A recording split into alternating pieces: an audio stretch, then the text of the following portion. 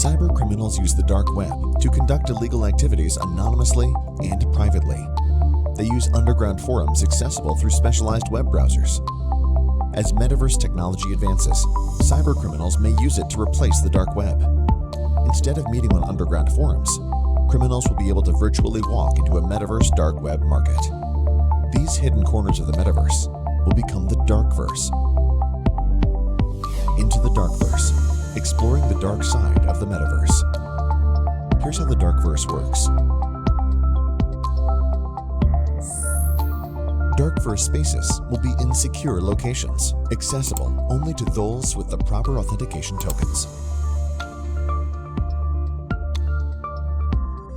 Communication will be limited to proximity-based messaging.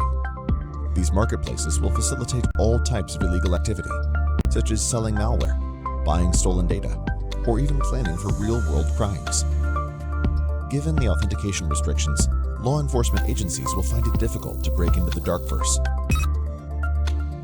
The metaverse is a new landscape with opportunities for businesses, social media platforms, and entertainment companies.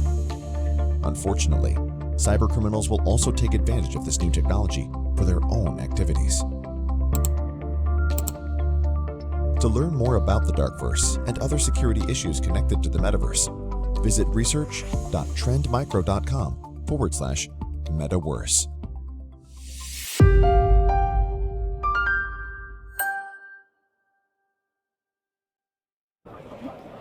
Hello everyone and welcome back. We want to thank you for your patience while we deal with some technical gremlins. Apparently William Shatner saw something on the wing. We had to stop and get it off. But everything looks good now. And if you got that reference, I really appreciate you at 30,000 feet. So one of the problems that we were having is that Jerry's mic wasn't working. So I wanted to offer a chance for Jerry to go ahead and bring us back in with some of the great points you were making, but maybe didn't get heard as much. So Jerry, what were those points? Yeah, thank you, Dustin. So really the two key takeaways from that first segment is that I really expect cybersecurity attacks in the metaverse to really begin going hard and heavy right off the rip around fraud. There is over $800 billion projected into the metaverse by 2028, and when you have real dollars, real threat actors get really involved. The other thing that I really want people to take away from this particular talk as individuals is that the whole concept of privacy needs to really be rethought from ground zero in the metaverse. There's no sovereign laws that apply in the metaverse. There is no, when you're operating in the metaverse, everything about what you're looking at, what you're seeing, what rooms you're entering, what mannerisms, the biomarkers of the headgear as it's monitoring you, all of those things are being pushed as big data to the organizations that are responsible, and we all know the big names.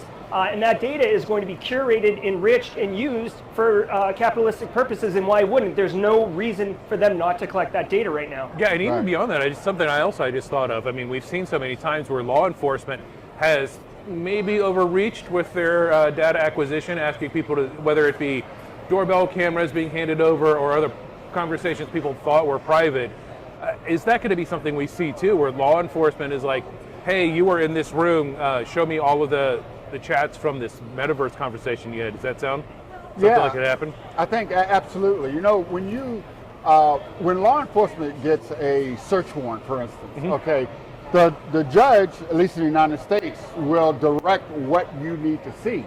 But if anything is out in the open, law enforcement, it can freely take it, okay? Right. So what's the definition of out in the open in the metaverse? Everything. Everything is pretty much in the open. Pretty much in the open. So that's why privacy is a thing of the past. Privacy is a thing of the past. People need to really understand and accept that. We have given away our privacy in exchange for the convenience of information, for the convenience of entertainment, for the convenience of communicating with our friends and family, all right? And with that, you need to manage, understand what you are giving away. And this is I know we're going to talk a little bit about how business models changes, but this is a very important aspect of how business is changing. Yeah, that was actually going to be my next question, is how do you think business models will shift? And we talked about individuals in the metaverse now, but let's talk about businesses. So business models, I mean, they have to shift in the era of the metaverse. What's that going to look like? One person's like, how do we deliver pizzas in the metaverse? And I don't know if that's the best thing, but yeah, it's like, how do we deliver goods and services in the metaverse, and how do businesses monetize that in a way that doesn't drain their resources, whether it be cash or time or whatever? What does the business model, especially a secure business model, in the metaverse look like? So I actually believe that the business models are going to flip 180, Okay. right? Because today, the organizations, the companies are collecting data, curating that data, and leveraging that data to resell to you. Right. You need to take control of your data. And the business models are going to change to reward you for the data that you're giving to them. Right. And to reward you more for the amount of data and the type of data that they are asking for.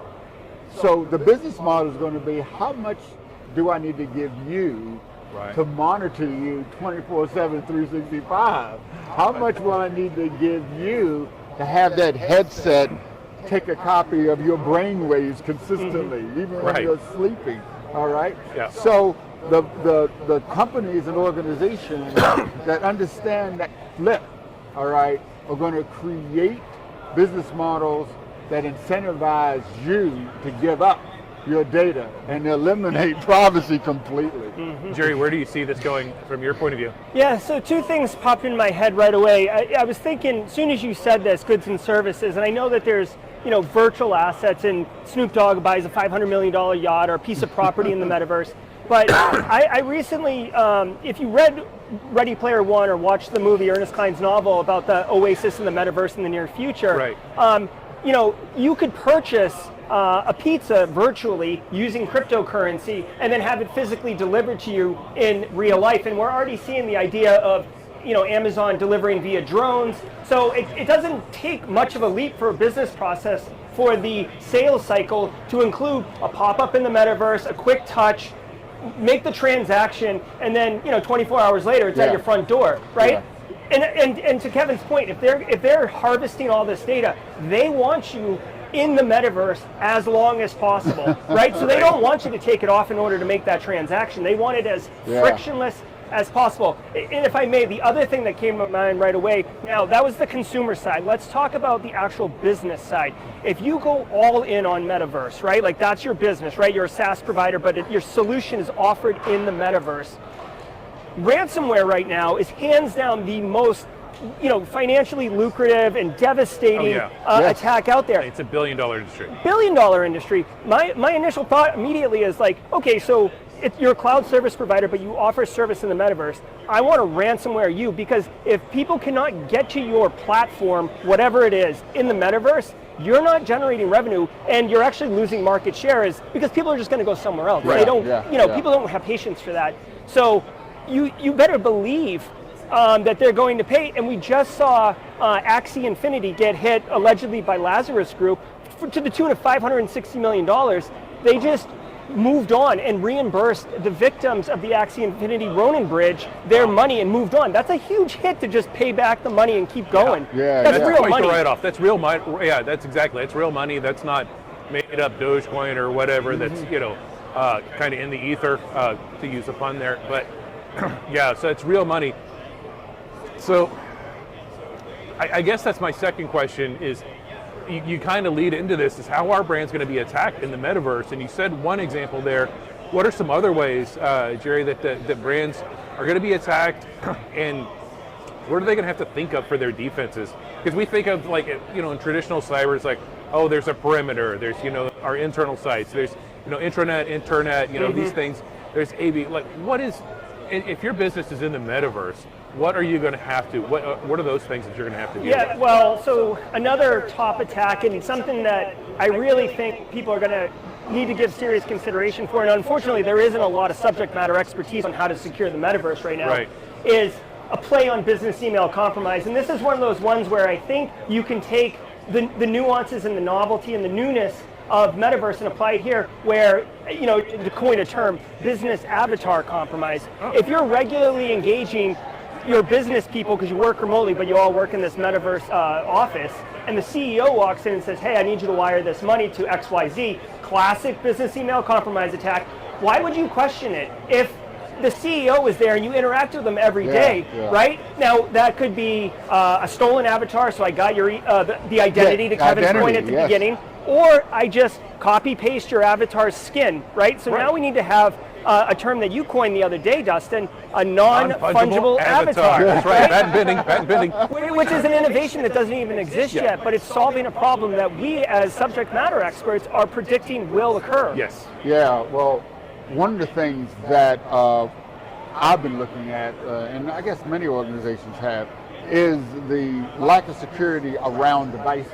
And now you're talking about the lack of security around an avatar. And I think this is really going into the realm of advanced phishing. Right? Yeah. Okay, it's just phishing in the metaverse. Would that be mishing? Mishing, I guess. New term. Meta-mishing? Meta-mishing. But really, the multiple channels that you're interacting with in the metaverse simultaneously are really multiple threat vectors after your data and your information. And there is no such thing, or hasn't been, a perimeter for years. Right. All right. Yeah. So the other aspect of protecting your data is how do you protect it? Encryption. So far they say that you need to encrypt all your data when it's in motion, when it's at rest, and even when it's in use. The use of homomorphic encryption within the metaverse is going to be critical.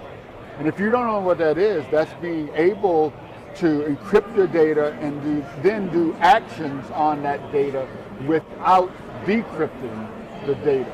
And that's the only way forward when it comes to zero trust and protection of your data in the metaverse. Yeah, absolutely. And to really pull on what I expect to be a real problem is access to that data. So to take what we see today, we regularly see leaky S3 buckets or leaky databases that people access publicly online. And part of the reason that those databases are leaky is because industry doesn't necessarily have the subject matter experts working on configuring cloud assets securely. It's the older network engineer who's got 20 years of experience of on-prem infrastructure security. And there's nothing wrong with leveling up and securing the cloud. But the thing is, map it forward. Now when you have like a Metaverse S3 bucket or whatever, that needs to be configured with the appropriate access controls. And if we're already seeing it in the two-dimensional verse, if you will, why wouldn't it happen in the metaverse? It's a more complicated problem to solve.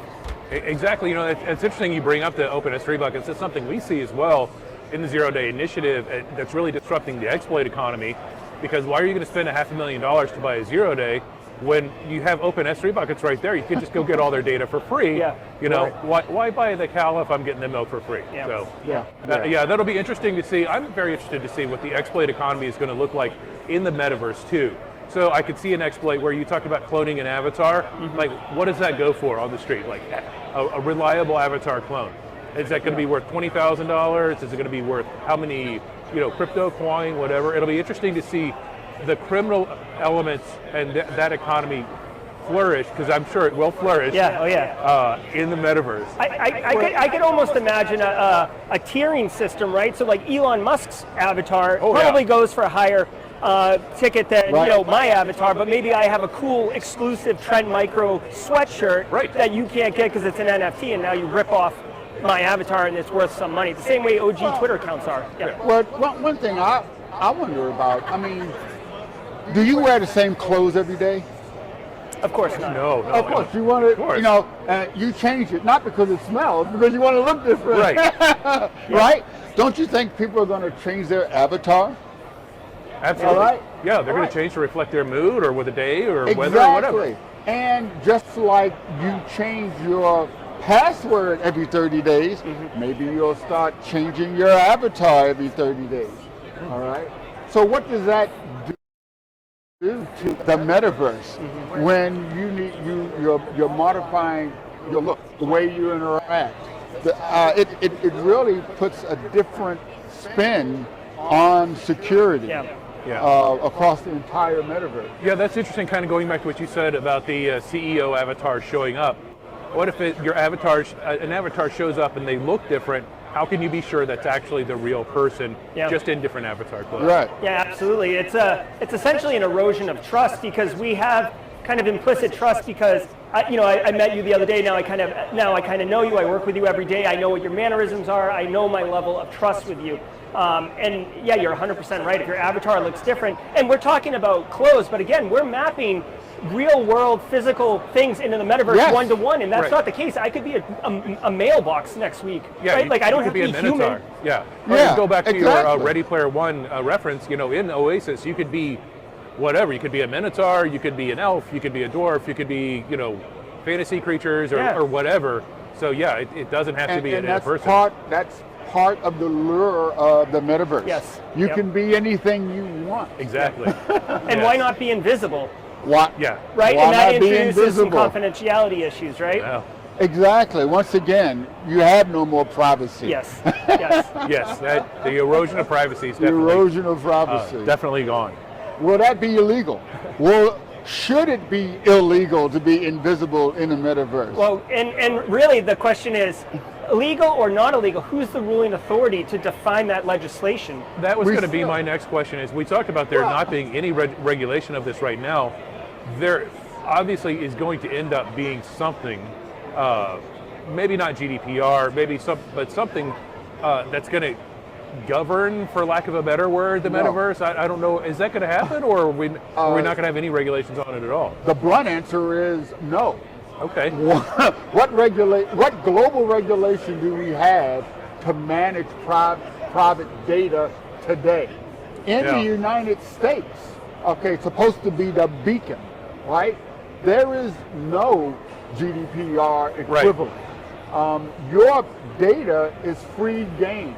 People will say, well, what about HIPAA? What about finance? Well, there are all industry vertical specific laws for the protection of data.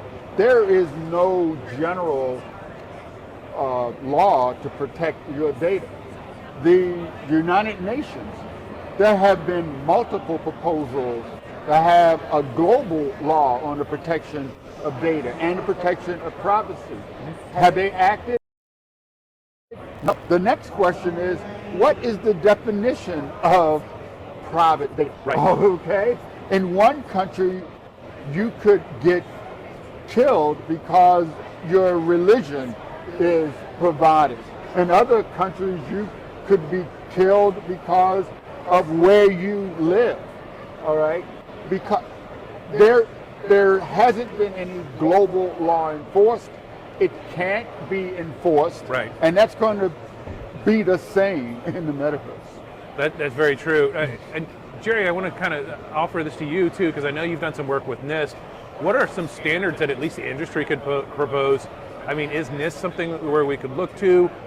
Can we look to ICANN? Where are we going to look for even just some standardization if we don't have legislation? Yeah, so it's a really good question. It is a really sticky topic, again, because there's no geographical boundary. Like literally the paradigm for defining law and legislation is completely revamped. A couple things that come to mind, you could do NIST, but I really honestly feel because of the money that big tech has, and they are literally the driving force, as I mentioned earlier, $800 billion coming from like Decentraland, Sandbox, Axie Infinity. So it's going to really require in my opinion, public sector, so government, private sector, big tech specifically, and then higher ed, academia, to really come together and actually define how they're going to do these things. And it's going to be a slow-moving slog. Unfortunately, regulations, bureaucracy, they've always moved slow, and tech moves way faster, right? And Jen Easterly at CISA is doing a good job of expediting some things now, but I could see at a long-term play. The United States just on Monday announced that they have basically assigned a United States ambassador to the cyberverse. I think his name's Ken Finks.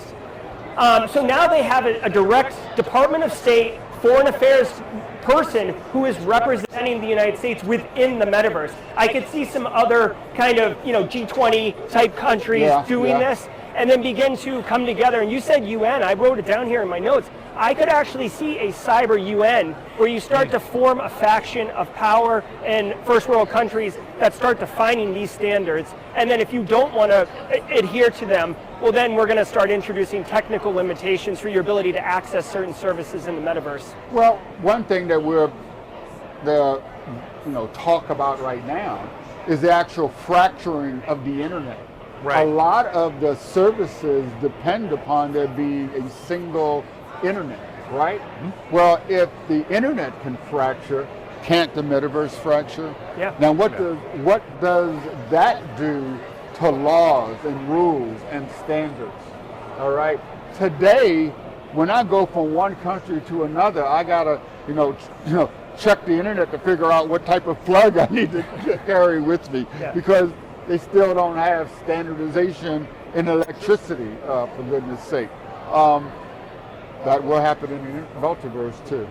Okay, great. And we've got some people joining us online, so thank you for joining us. And they got a couple questions as well. Joy shared her question on Twitter. How will users know whether they're interacting with a real person or a bot? That's an interesting question. We deal with chatbots all the time right now. I dealt with a chatbot at my hotel, asking to get my room cleaned. That was interesting. A little different. But yeah, once we go online, how do we know that we're talking to an individual and not a bot? Yeah, and you can definitely assume bots are going to be there, automation's going to be there, just for speed, efficacy, and honestly, reduce overhead for the business for labor costs, right? You won't be able to tell if it's a bot. I only think that you would have a chance in the metaverse because there is knowledge that we all have that's tacit knowledge that it's very difficult to explain, right? You can't explain to me how to drive a car well. You can't tell me how you recognize someone's face, right? But you know how to do it. And the same should be seen in the metaverse, I would expect, because you can program a bot to do things, but you would think that there would be some kind of inkling or some kind of something off about it. And I know that they're getting better and better at making it more realistic. But I really feel it's probably one of the few benefits for practitioners that the metaverse is going to offer us is that you'll be able to absorb and read nonverbal cues and understand, they're walking into the wall and it's clipping or whatever. That's not normal behavior, right? So we have a puncher's chance in the metaverse to detect bots. There's still that uncanny valley that they have to overcome. Yeah. But what's wrong with interacting with a bot? Okay, why do we have to hide that it's a bot? Yeah. Today, I interact with thousands of people online, all right, and I actually may use a bot to manage my network and my communication. Sure. So why wouldn't I have a bot avatar to work with you? Because I'm just busy. Yeah, exactly. Right? So I'm not going to hide the fact that it's a bot. I'm going to say they're going to introduce themselves as I'm Kevin's bot. Yeah. Kevin is busy right now. Can I help you? Okay. What's wrong with that? It's not just organizations. Right. So I believe you will interact with bots, and you'll know that they're a bot. Oh, hopefully you will know. I mean, we interact with. It's understood that you have some automation, especially online now, if you're going to do this. So I think as long as it's easily identifiable that it's a bot, it's certainly not a bad thing to me. Yeah.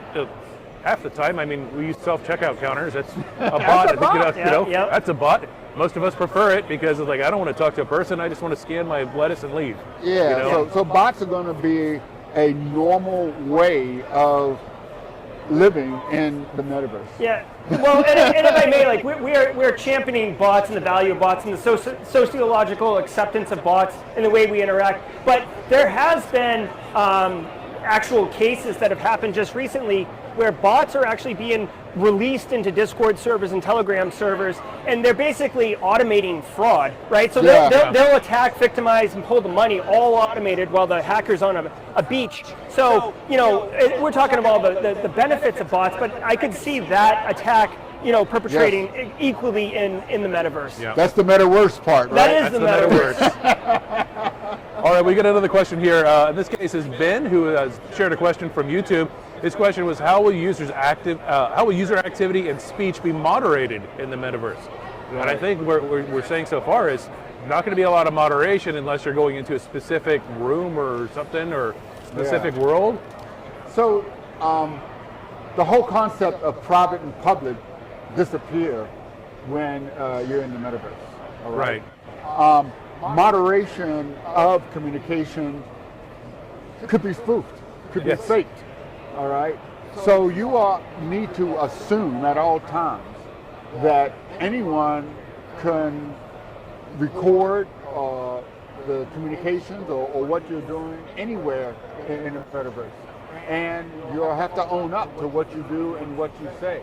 Because, like I say, nothing disappears on the internet. Nothing disappears on the internet. Nothing disappears on the metaverse. Except that one video I saw that one time. But, Jerry? Yeah, I mean, this question is great, Ben, and thank you for asking it. I really think that the underpinning of the entire problem that we're going to face with this question is that there is no laws, there is no regulation, there is no rules to define what is acceptable and what is unacceptable. It's almost like Lord of the Flies, where like the group decides what is socially acceptable, and then they outcast the ones that don't go with the same. I'm afraid I'm going to be piggy in that one. Yeah. Yeah. but I mean, we have seen instances where people have been violated in ways that they did not like, and they were unable to take any real legal recourse, and they were basically forced out. They had to leave, even though they were the victim. They had to leave that experience, which is totally unfair. But it is what it is. I mean,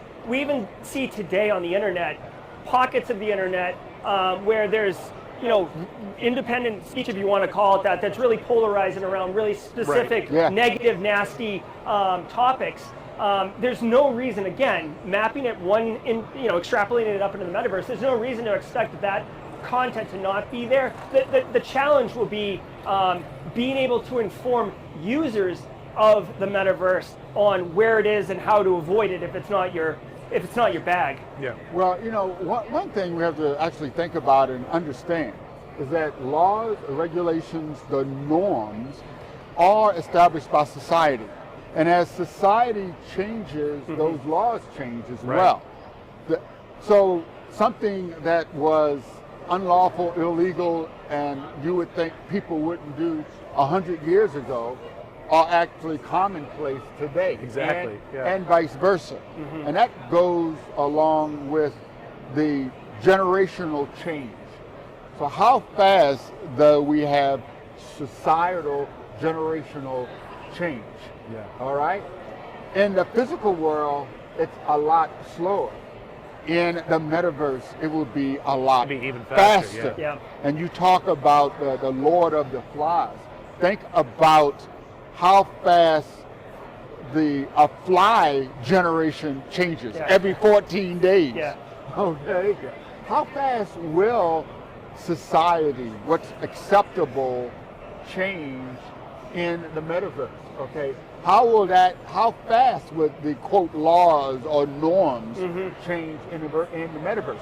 We don't know, but I would believe it's going to be much faster than we expect. Yes. And much faster than we experience in the physical world. Yeah. That's a really good point. And I feel like we could go on talking about this for quite a while, but unfortunately we are running out of time. No, not the time. I know we hit the top of the hour and it's like, oh man, we could just sit here and keep talking until my back wears out. We've had such great conversation. I want to thank you both, Kevin and Jerry, for being here. Thank you. It has been a really great conversation. I think we've covered a lot of topics. I think we've had some really good stuff. I want to thank you all for joining us too. And if you want to learn more about the Darkverse, you can hit us up at research.trendmicro.com/metaworse. The link should be in the description down below, I believe. If not, Kevin will put it up here or someplace. And hey, finally, we want to hear from you more. So weigh in with your thoughts on Twitter. You can use the hashtag BHUSA on LinkedIn. Let us know what your thoughts on the Metaverse or the Metaworse are. And if you're around Black Hat, please come by and say hello. And if not, we'll see you next time. Thanks. Have a good one.